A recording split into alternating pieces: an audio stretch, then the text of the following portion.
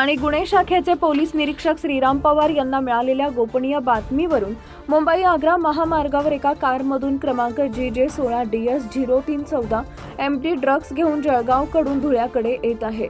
NDPS act मधील सर्व कायदेशीर प्रक्रिया पूर्ण करून छापा कारवाईसाठी स्थानिक गुन्हे शाखेचे पथक तयार करण्यात आले आहे। मोहाडी शिवारातील हॉटेल रेसिडेन्सी पार्क जवळील नवीन नागपूर सुरत महामार्गावर संशयित कार थांबवण्याचा प्रयत्न केला असता दोन्ही आरोपींनी पलायन करण्याचा प्रयत्न केला।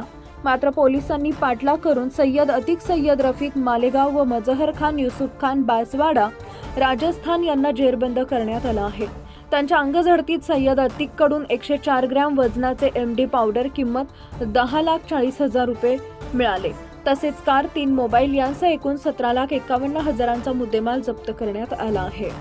अशी एक इन्फॉर्मेशन मिळाली होती की धुळे शहरामध्ये MD हा जो सिंथेटिक ड्रगचा प्रकार आहे हा एका ठिकाणी येणार आहे।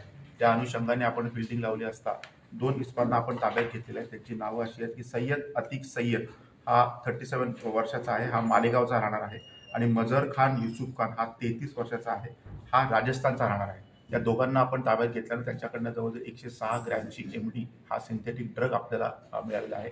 एक 4 व्हीलर गुजरात पासिंगची वाहन देखील आपल्याला त्यामध्ये मिळालेलं आहे।